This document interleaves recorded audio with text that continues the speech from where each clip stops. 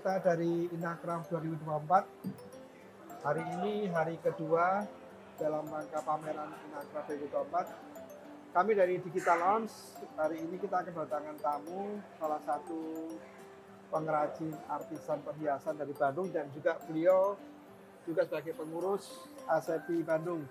Jawa Barat. Ya, Jawa Barat, sorry, Jawa Barat, ya lupa.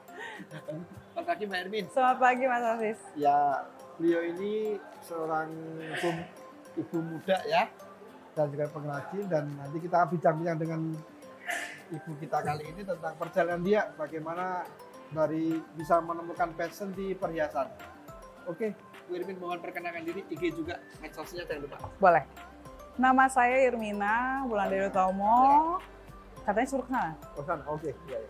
Ke situ ya? Ya. Nama saya Irmina Wulandari Utomo.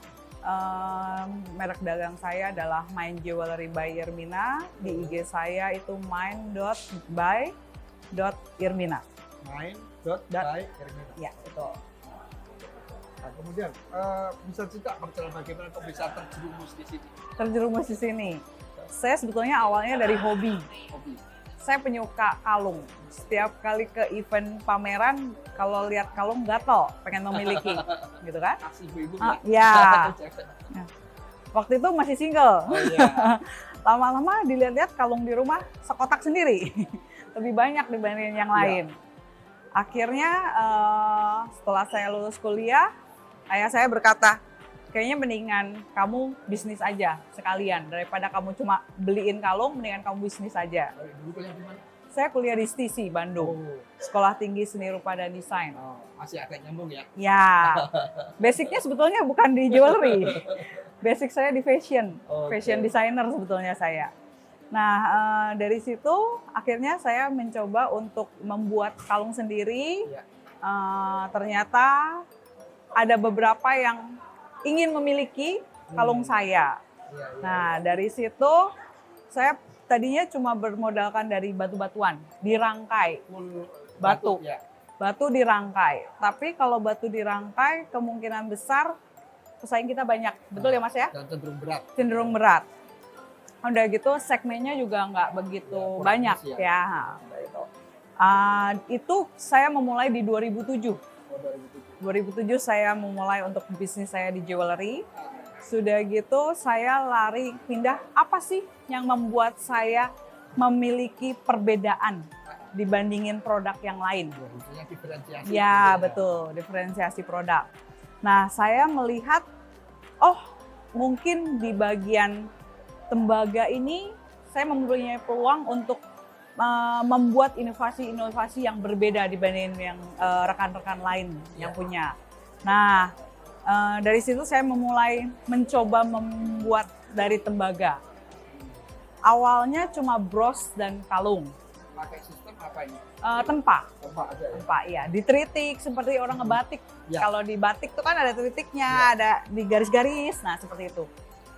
Kalau kami karena ini logam pastinya menggunakan alat berat ya, dengan ditempa. Produk kami berupa dari tembaga, dia lebih ke arah warnanya rose gold kalau kami bilangnya. Dipakai lagi, masih di beteng ya kayak gitu ya pasti ya. Nah, sekarang kan cenderungnya kan fully dari sana. Ya. Nah, kemudian kalau ke sana terus tanggapan pasar gimana sih kalau boleh tahu segmentasinya kira? Segmen pasarnya, kalau melihat dari pangsa pasarnya sejauh ini cukup baik ya. Usianya kemungkinan kira-kira itu berkisar dari 25 sampai dia lansia juga tetap aja. Tadi Mas Esis lihat sendiri ya, nggak cuma peminatnya nggak cuma anak-anak muda, tapi juga ibu-ibu yang sudah lanjut usia pun dia senang. Malah kadang-kadang yang menurut saya terlalu ramai, ibu-ibu yang sudah lanjut usia pun senang tetap karena memang dia suka yang berbau dengan artistik. Gitu. Nah, kalau boleh tahu ceritanya ini kalau misalkan ada pembuatan ini ya, prosesnya bagaimana sih secara apa ya, singkat deh. Iya. Kalau kami dia sudah ada lempengannya, sudah gitu kami desain, kami sudah desain di kertas, sudah gitu kami template ke logamnya, baru kita cutting Potong, ya. dipotong. Kita cutting, kalau sudah dia harus dibersihkan dulu. Bersihkan, sudah gitu dibentuk gimana caranya Oh, supaya gini ya gini, atau- ininya dikikir juga supaya Oh, dia tidak tajam. Oh iya iya. Ya. betul, ya. Kami memakai yang lapisan maksudnya yang logamnya plat. Kenapa? Supaya dia enteng Oke. gitu. Iya iya. Kesana ya. Ya. Baru nanti kami kalau sudah kami desain, kami tempa, baru kita coating, dilapisi. Ya. Kalau untuk bros sama kalung dia akan dilapisi. Tapi kalau untuk cincin sama gelang enggak, karena bersentuhan dengan tubuh. Kulit, Ya. Oh, oke. Cara pembersihannya pun gampang mas, kayak Ya, ginian. gimana nih? Dia lebih alami. Dia cukup memakai asam jawa, air asam jawa atau air jeruk nipis. Oh, betul. Dia akan kembali. Gitu. Ya, kita lebih alami. Ya, ya. Terus kira-kira yang menurut Pak Irmin yang paling sulit di mana sih? Pernah ada yang produk yang ngerasain sulit kemudian tercapai bisa gitu ya? Sulit itu seperti ini. Ini. Ini nggak mudah buat saya. Ini PR panjang setelah berjalan sekian lama. Akhirnya kita bisa bikin yang 3 dimensi muncul-muncul. Itu cukup sulit. Ya, akhirnya kita tadinya tentang lem, sekarang dengan sistem las. Lem pun kita juga tidak kalah mutunya dengan di las. Dia tetap kuat, gitu. Oh, ini pakai sistem. Ya, karena kita mencari alami, jadi lasnya pun untuk di belakang tidak kita coating. Oke, oh ya seperti ini ya. Ya, ya, tidak kita coating. Kemudian setelah tentang ini, tentang aktivitas Inakraf ya. Irwin ikut Inakraf tahun berapa? Saya itu dari 2009. Oh, 2009. Ya. Ikut dari langsung masuk ke Asepin. dinas, enggak, dinas Oh, atau mana? dinas dulu. Saya dibawa oleh dinas Kota Bandung, dinas perindustrian Kota Bandung. Pertama kali saya dapatnya di hall B, paling pojok belakang dengan loading in. Waduh, kita melihat Inakraf gebiar begini, kita di posisi itu ciut sebetulnya. Iya. Sudah gitu di 2008, 2009 saya memberanikan diri untuk secara mandiri ikut di Inakraf. Dulu langsung sendiri atau join? Langsung sendiri. Terlalu nekat mas. Karena produk kami itu kan customize, Ya. jadi dia cuma produknya satu. Kalau tidak di display secara keseluruhan, saya merasa orang kurang puas untuk melihatnya pada saat memilih. Gitu. Itu aja sudah di display gitu, masih kurang besar mbak katanya tempatnya. Aduh jangan, satu aja udah cukup. Kira-kira kalau boleh tahu di persiapan sekarang ini berapa bulan untuk bikin semua yang ada? Wah kalau perjalanan saya nggak bisa sebulan 2 bulan mas, bisa mungkin Inakraf ketemu Inakraf lagi. Makanya kalau terlalu dekat deg-degan juga kita persiapannya. Karena kita kan handmade pak, Iya, nggak marginal, Iya, nggak mas produk. Bisa mas produk, cuman kami lebih mengutamakan untuk customize itu. Dalam perjalanan main jewelry ini, order yang paling spektakuler ya paling sulit mungkin bisa satu pieces satu set sekian pieces gitu, ada yang paling berkesan lah, Mungkin bukan produk yang sulit ya, tapi pada saat distribusinya ini yang benar-benar bikin deg-degan. Oh ya, kebayang ini ya. Ya, packagingnya gimana? ya. Saya itu kan bikin produknya satu ya, bikin produknya satu. Nah, pada suatu saat saya tuh ada customer, mereka tuh grup arisan, pergi berlima, mau pergi ke luar negeri. Pada saat itu kita Inakraf berarti selesai di hari Minggu, mereka tuh mau pergi di hari Kamis. Wih. Saya harus mengejar produk itu selesai Oh, dia. dibikin? Belum. Produknya tuh 4-nya itu sisanya harus saya buat.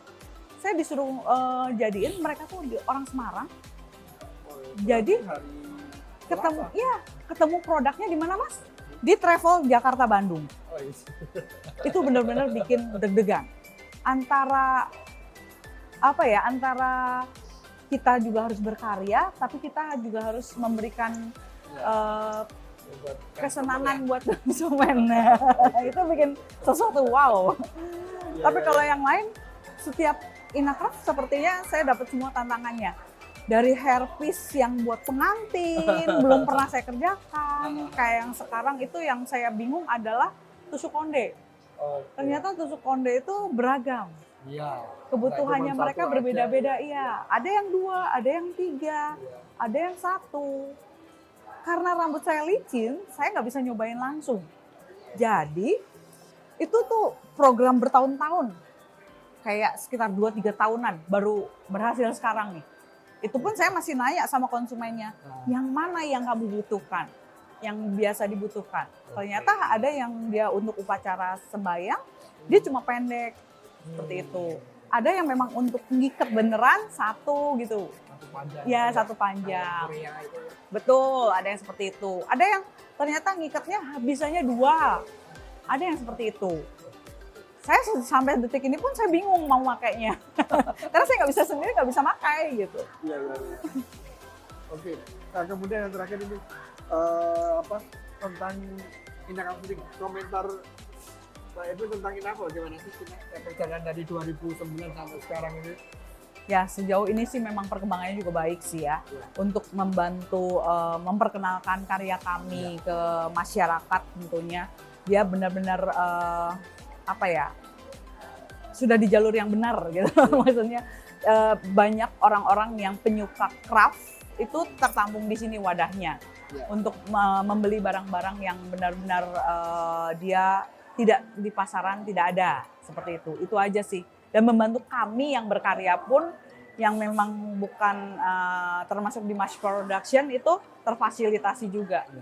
Kemudian terakhir untuk pesan teman-teman yang mau join Inacraft bagaimana, atau ya mereka pengen apa ya berkarya, itu ada pesan nggak buat mereka sih? Kalau berkarya tuh jangan pernah putus asa, apapun yang ada di pikiran coba dituangkan, bikin jadi nyata.